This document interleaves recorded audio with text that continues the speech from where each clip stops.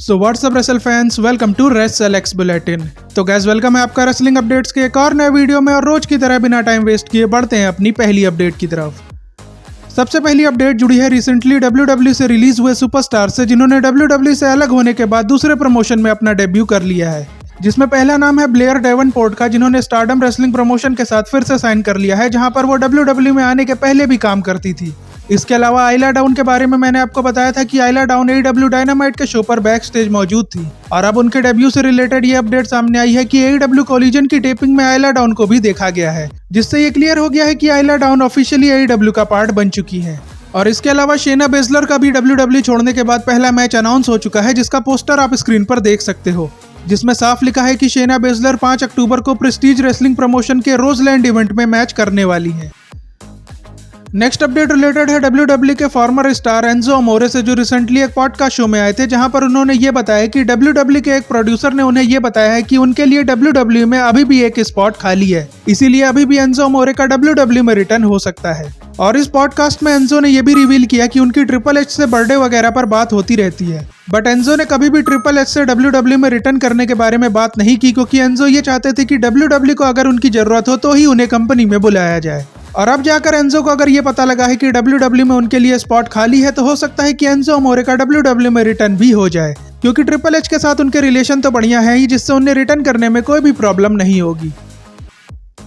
अगली अपडेट जुड़ी है जो हेनरी के WWE स्टेटस से, जिसके बारे में ये अपडेट सामने आई है कि जो हेनरी और WWE के बीच कॉन्ट्रैक्ट को लेकर ऑलरेडी बातचीत हो चुकी है, और रिपोर्ट्स के अकॉर्डिंग ये कंफर्म हो गया है कि जो हेनरी 2025 के एंड में जब उनका TNA के साथ कॉन्ट्रैक्ट खत्म होगा, तो वो WWE के साथ ऑफिशियली लॉक हो जाएंगे। इसीलिए WWE जो हेनरी को लगातार NXT के शो पर बुक करके उनके स्टारडम को और भी ज्यादा बढ़ा रही है। और अभी तो मैनचेस्टर के लाइव शो में उन्होंने मिस के साथ भी मैच किया था, जिसकी वजह से ये कंफर्म है कि जो हेनरी TNA के साथ कॉन्ट्रैक्ट खत्म होते ही ऑफिशियली WWE का पार्ट बन जाएंगे। और जब जो हेनरी WWE के साथ कॉन्ट्रैक्ट को साइन कर लेंगे, तो WWE उन्हें NXT से मेन रोस्टर पर शिफ्ट कर देगी, क्योंकि NXT पर जो हेनरी का काम अब खत्म हो चुका है।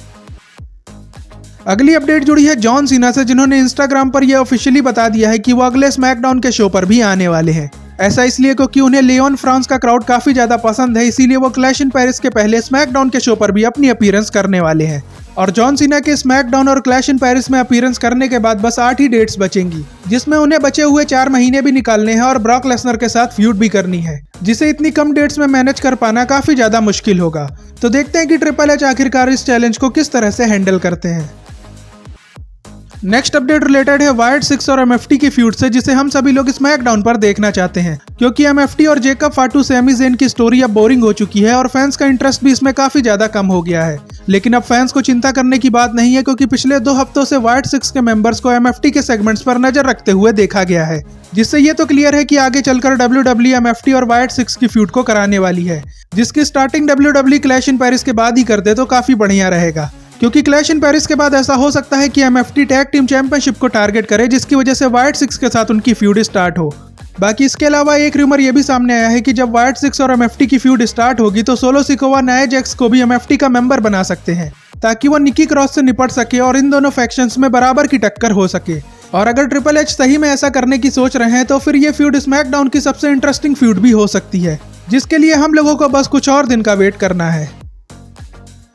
अगली अपडेट जुड़ी है WWE के ड्राफ्ट से, जिसके बारे में WWE अभी बिल्कुल भी बात नहीं कर रही है। लेकिन अभी ऐसी अपडेट सामने आ रही है कि WWE और ESPN की डील जब स्टार्ट होगी, तो उसके बाद WWE ड्राफ्ट को शेड्यूल कर सकती है, यानी कि रेसलपलूजा के बाद ड्राफ्ट होने की पॉसिबिलिटी सबसे ज्यादा है, जिसमें मेरे हिसाब से तो रॉ और स्मैकडाउन के प्रीमियर शो पर ही ड्राफ्ट होगा, क्योंकि उस टाइम WWE और ESPN की डील भी स्टार्ट हो जाएगी। और पहले भी ये अपडेट सामने आई थी कि WWE प्रीमियर शो पर ही ड्राफ्ट कराने का प्लान कर रही है, जिसकी वजह से रेसलपलूजा के बाद ड्राफ्ट हम लोगों को देखने के लिए मिल सकता है।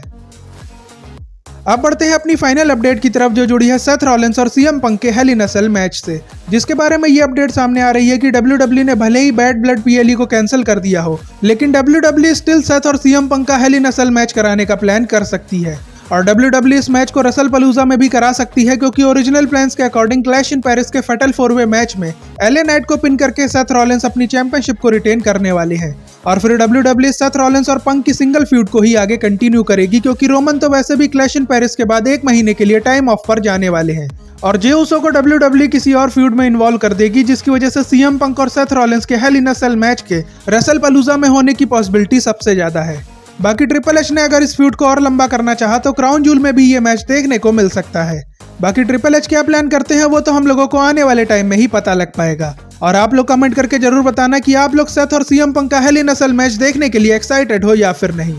बाकी इसी के साथ आज की वीडियो यहीं पर एंड होती है, बट जाने से पहले आप चैनल को सब्सक्राइब कर लेना और वीडियो को लाइक शेयर करना मत भूलना। और अब आपसे मिलते हैं नेक्स्ट वीडियो में, तब तक के लिए goodbye and see you soon.